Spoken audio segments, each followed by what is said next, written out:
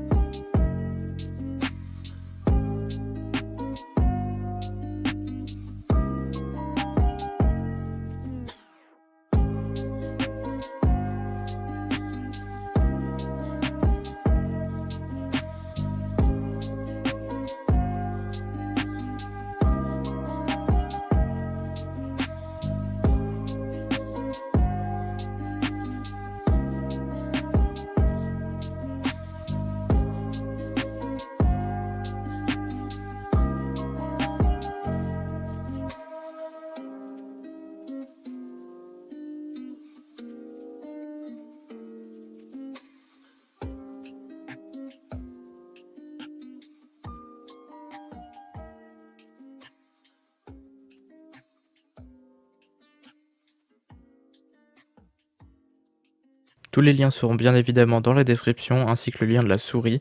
Donc un petit unboxing de souris qui vient avec, c'est tout simplement une souris sans fil de chez Logitech, qui coûte pas très cher et qui est franchement super quali. Donc je vous laisse regarder ça, et on se retrouve à la fin.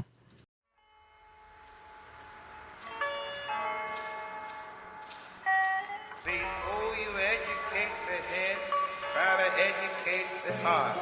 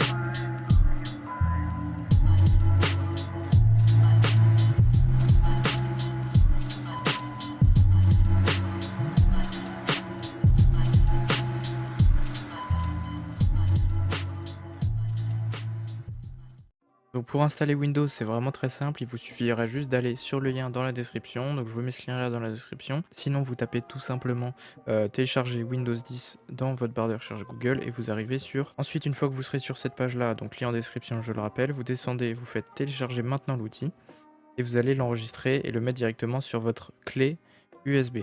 Donc c'est vraiment très simple, moi je le fais pas parce que je l'ai déjà sur une clé USB.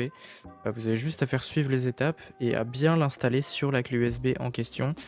Clé USB de 8 Go minimum, 16 si vous avez, 32 si vous avez, peu importe, mais il faudra la formater dans tous les cas, donc vous perdrez ce qui est dessus. Donc il vous faut une clé d'au moins 8 Go, il faut juste la mettre dans le PC, la formater.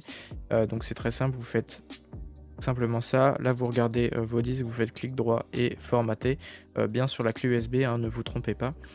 Et une fois que c'est fait, il suffira juste du coup de suivre les étapes de l'installation et ça vous mettra, dès que c'est terminé, vous pourrez débrancher la clé en pensant à aller dans la petite flèche ici, à cliquer sur le petit icône clé USB et à faire éjecter la clé. Pensez bien à faire ça parce que sinon ça peut causer quelques soucis au niveau de la lecture des fichiers qui sont sur la clé. Donc une fois que vous aurez installé Windows sur la clé USB, il faudra la mettre dans votre PC, puis allumer votre PC directement dessus. S'il y a déjà Windows sur le PC, ça sert à rien de faire ça, sauf si vous avez un souci, vous pouvez réparer directement tous les fichiers de Windows grâce à votre clé. Donc ça vous permet aussi de faire un point, on va dire, de réparation de votre système d'exploitation.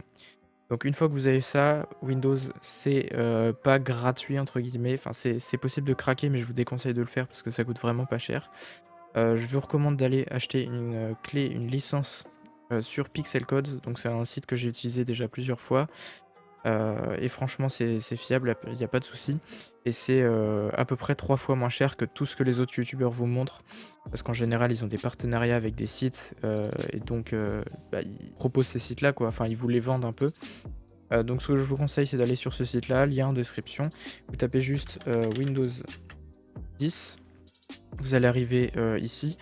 Ce que je vous conseille c'est de prendre la Pro, parce qu'elle est à peine plus chère que la normale. Donc je vous conseille de prendre la Pro. Là vous voyez que vous avez Windows 10 Pro OEM et là vous avez Windows 10 Pro Retail. La différence entre les deux, je vous avoue, à part 1 centime de différence, je sais pas du tout ce que c'est.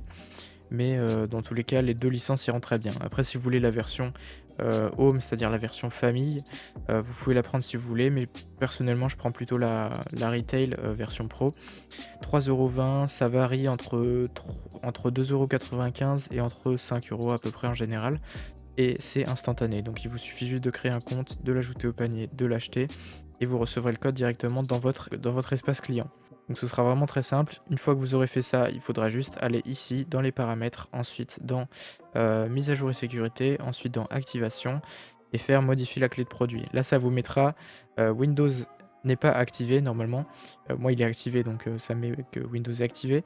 Mais avant de l'acheter, vérifiez bien que Windows n'est pas activé parce que ça m'est déjà arrivé une fois que j'achète une licence alors qu'en fait j'avais pas besoin parce que Windows était déjà activé. Donc vérifiez bien ça avant. Donc si ça vous met, normalement ce sera en rouge, Windows n'est pas activé, activez-le, machin. Vous pourrez acheter la clé, enfin la licence du moins, et ensuite vous ferez modifier la clé de produit et vous rentrerez la licence, vous ferez valider, ça devrait fonctionner. Donc ensuite pour l'installation de Windows c'est assez simple, on a juste à mettre la clé USB préalablement préparée directement dans le PC et ensuite à l'allumer. Donc là on a eu un petit problème, enfin on a eu on va dire 2 problèmes à la suite. Le premier c'est que la clé ne voulait pas se lancer, donc il fallait aller dans le BIOS en spammant la touche delete en allumant le PC pour accéder au BIOS. Il fallait juste mettre dans boot priority la clé en premier et ensuite le disque. Donc une fois ça réglé, on a pu directement accéder à l'installation de Windows. Sauf que deuxième souci qui est arrivé, c'est que le disque, le SSD en fait qui était présent sur le PC n'était pas converti en format MBR et donc on pouvait pas installer directement Windows dessus. Donc pour résoudre ça, je me souvenais heureusement déjà d'une fois parce que ça m'était déjà arrivé. Je me souvenais de la solution où trouver ça, donc je vous mets le lien en description, c'est sur le site de lecrabinfo. Comment convertir un disque en MBR, et donc je vous mets ça en description si j'oublie pas. Et franchement c'est vraiment pratique, normalement ça devrait pas vous arriver mais c'est pas impossible que vous passiez à côté. Donc voilà, je vous mets ça en description, il fallait juste relancer du coup le PC, aller dans l'invite de commande, rentrer plusieurs commandes pour sélectionner le disque, pour le convertir en MBR, et ensuite relancer l'installation de Windows et suivre les étapes, et ensuite on pouvait directement l'installer sur le disque. Donc attention, quand vous installez Windows, choisissez bien le disque, le SSD si vous en avez un, sinon le disque a la plus grosse capacité de stockage. Mais prenez plutôt le SSD, en principe il va avoir moins de stockage que le HDD si vous avez plusieurs disques. Et donc une fois l'installation de Windows terminée, on s'est occupé tout simplement de mettre tous les logiciels nécessaires. Donc ça je vais pas vous le montrer parce que c'est pas quelque chose de vraiment utile. Donc on a juste installé LibreOffice, c'est la même chose que Word en gratuit. On a installé quelques logiciels, tous les launchers, Epic Games, Steam, Origin, Battle.net pour Warzone, quelques jeux, enfin voilà, les trucs les plus basiques, Opera GX en tant que navigateur, et quelques petits utilitaires genre PDF Reader de Adobe. Et HW Monitor pour voir toutes les températures et les tensions des composants.